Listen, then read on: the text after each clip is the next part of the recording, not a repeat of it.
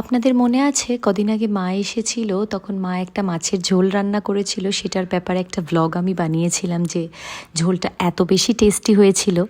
Hello everyone, welcome to Raya Saha vlog. তো আজকে সেই রেসিপিটাই আমি আপনাদের সাথে শেয়ার করব। যদিও এটা রান্না করেছিলাম প্রায় 10-15 দিন কি তার বেশি হয়তো বা হবে, বাট এডিট করার টাইম পাচ্ছিলাম না। দুর্গা পুজো একদম পিক টাইম, তো বিজনেস নিয়ে একটু বেশি ব্যস্ত। যেদিন পেঁয়াজ রসুন ছাড়া খুব সিম্পলভাবে মাছ রান্না করে খেতে মন চাইবে, এটা ট্রাই করে দেখতে পারেন। ফোড়নে যাবে কালো জিরে আর রাঁধুনি, তারপর আলু আর বেগুনটা ভেজে তুলে রাখবো।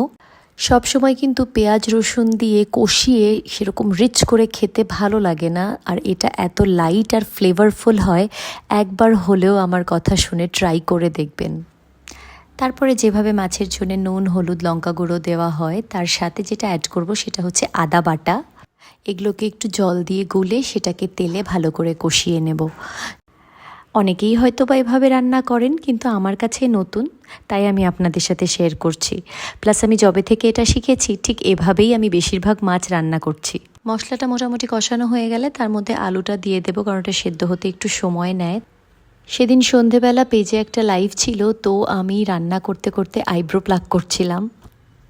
তো ঝোলটা মোটামুটি ফুটে এলে বেগুন দিয়ে দেব, এবং তারপরে আরও ভালো করে ফুটে এলে ভাজা মাছগুলো দিয়ে দেব। ব্যাস, রান্না মোটামুটি শেষ। খুবই সিম্পল না?